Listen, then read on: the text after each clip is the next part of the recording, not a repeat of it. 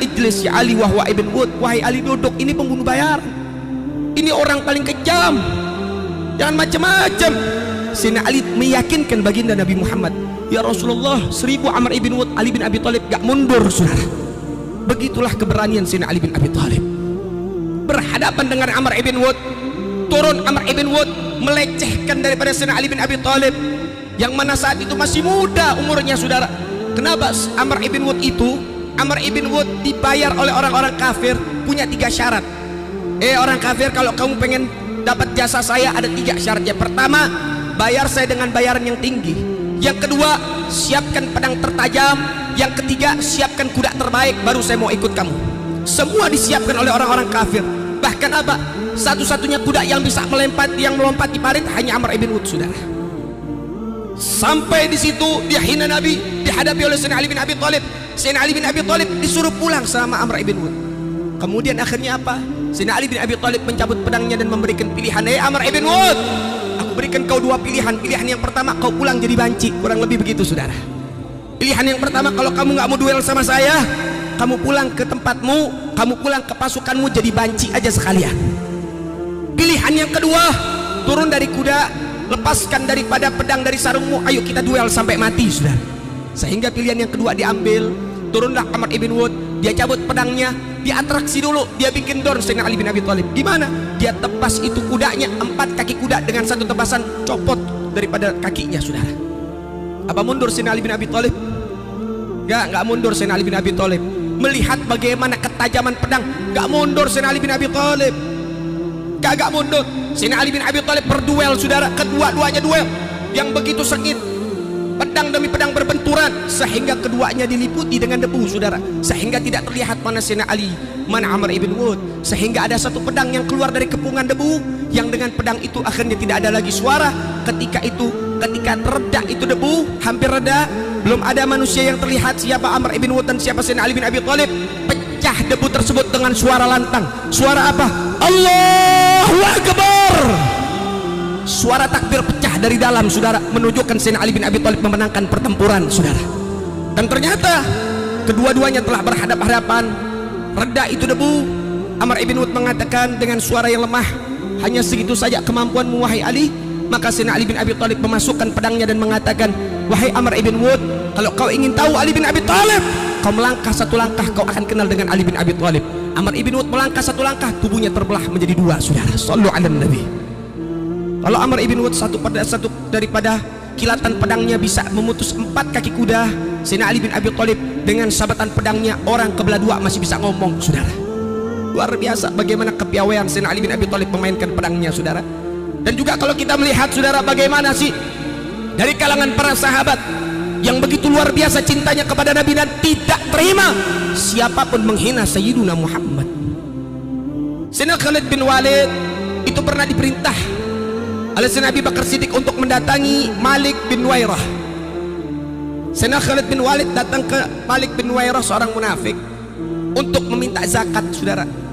Ketika diterangkan masalah ini dan lain sebagainya, Malik bin Wairah merendahkan Rasulullah di hadapan Sayyidina Khalid bin Walid. Ketika diberikan penjelasan bahwasannya kita diperintah dalam kewajiban di dalam masalah zakat ini, diperintahkan dalam syariat begini, katanya Malik bin Wairah, itu kan kata temanmu. Hanya sebatas itu, merendahkan Nabi Muhammad dengan kalimat itu kata temanmu. Itu kata temanmu. Gak terima Sayyidina Khalid bin Walid, dicabut pedangnya, dipenggal kepalanya, saudara.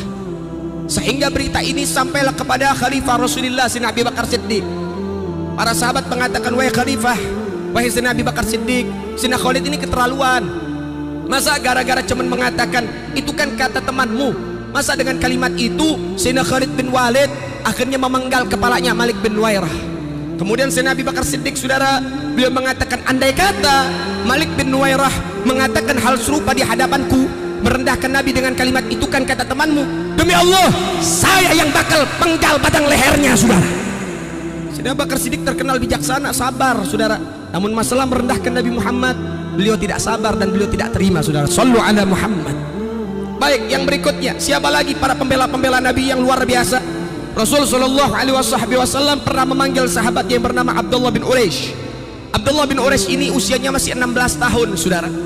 Abdullah bin Uraish ini diperintah oleh Nabi Muhammad SAW untuk ke kota Makkah.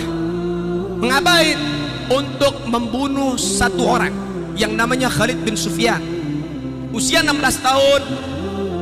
Lalu kemudian jalan dari Madinah ke Mekah, perjalanan 450 kilo ditempuh dengan berjalan kaki selama 10 hari, saudara. Sampailah ini anak yang usia 16 tahun, Sayyidina Abdullah, di tempat yang namanya daripada tempatnya Khalid bin Sufyan, yang mana Khalid bin Sufyan ini adalah panglima, saudara, punya pasukan 1000, gak tanggung-tanggung, yang itu dipersiapkan untuk apa? Untuk membasmi Nabi Muhammad, untuk bertempur dengan Rasulullah.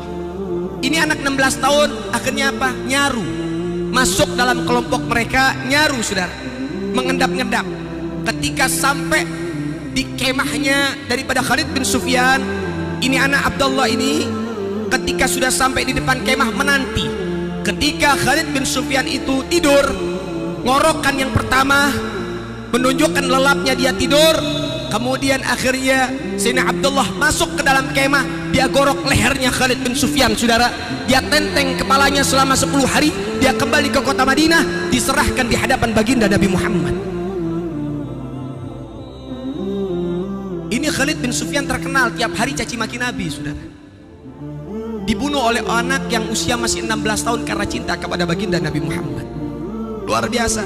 Belum lagi, saudara, dari mereka orang-orang yang luar biasa. Ini kisah dari Pakistan. Nama pembela daripada ini orang yang membela Nabi Muhammad, namanya Muhammad Mumtaz Al-Husain. Muhammad Mumtaz Al-Husain ini adalah seorang pengawal tentara. Dia kawal seorang hakim. Ketika dia kawal seorang hakim, saudara, di Pakistan, ini hakim akhirnya melecehkan Nabi. Dia hina Nabi. Ini Muhammad Mumtaz gak terima, saudara. Kejadiannya baru-baru ini, beberapa tahun yang lalu. Ini Muhammad Mumtaz gak terima ada orang melecehkan Nabi Muhammad di depan publik. Akhirnya apa yang dilakukan ini orang, saudara? Dia kokang senjatanya, dia tembakan 40 peluru bersarang di tubuhnya si hakim karena menghina Nabi Muhammad. Mati di depan daripada Muhammad Mumtaz, saudara. Seorang tentara Muslim taat. Akhirnya apa yang terjadi? Hukum harus ditegakkan. Muhammad Mumtaz akhirnya dijatuhkan vonis hukuman mati, digantung, saudara. Dan Anda tahu, saudara, ketika digantung, menanti detik-detik daripada kematiannya, Sayyidina Muhammad Mumtaz ini, saudara, ditanya, kamu gak nyesel nyawa kamu hilang karena kamu membunuh dan lain sebagainya? Apa jawabnya Muhammad Mumtaz? Demi Allah, andai Allah anugerahkan kepadaku 50 juta nyawa, akan aku habiskan untuk membela baginda Nabi Muhammad, saudara. Dan juga ketika berjalan ke tiang gantungan, wajahnya selalu dihiasi dengan senyuman paling indah.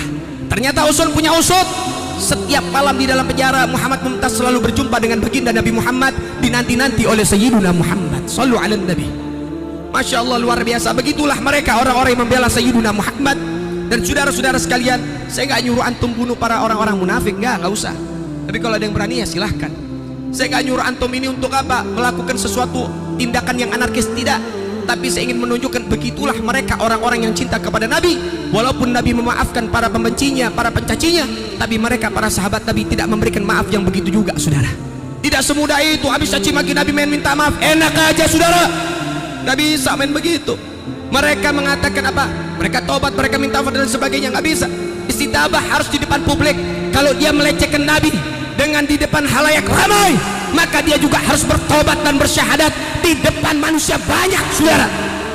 Nggak bisa ada, oh saya udah tobat kok diam-diam di rumah dan sebagainya. Oh nggak bisa, lo lecehin Nabi depan orang, lo harus tobat depan orang juga, saudara. Saya heran orang macam begini dilindungin, jalan dikawal, masya Allah. Ngaku agamawan, ngehina Nabi, innalillahi wa inna ilaihi. Orang kayak begini nggak pantas ceramah apa? Pantasnya belajar nyisir rambut dulu. Rambut udah kayak sarang gonggok, mau pakai ceramah lagi, buntelan kentut. Innalillahi wa inna ilaihi. Tapi insyaallah mudah-mudahan semakin ada orang-orang yang caci maki Nabi, akan semakin banyak orang-orang yang siap membela baginda Nabi Muhammad. Insyaallah mudah-mudahan para pembela Nabi nggak akan tinggal diam ada di Indonesia, saudara. Dan mudah-mudahan kejadian ini kejadian yang terakhir ada di Indonesia. Ke depannya kita semua siap membela Nabi Muhammad sampai tetes darah penghabisan. Dan insyaallah mudah-mudahan yang bela Nabi akan dibela nanti di yaumul qiyamah, di hari persidangan di hadapan Allah Subhanahu wa taala. Rabbi fanfa'na bi barakatihim wahdina al-husna bi hurmatihim wa amitna fi tariqatihim wa mu'afati minal fidani. Allahumma inna nas'aluka ziyaratan fid din wa barakatan fil umur wa sihhatan fil jasad wa wasi'atan fil rizqi wa taubatan qabla al-maut wa syahadatan indal maut wa maghfiratan ba'dal maut wa afwan indal hisab wa amanan minal adhab wa jawazan ala sirat wa nasiban minal jannah warzuqna nadhara ila wajhikal karim ya rabbu ya rahim ya ajwadal ajwadil. Wa sallallahu ala sayyidina Muhammad sayyidil mursalin walhamdulillahi rabbil alamin. Jazakallah. Terima kasih.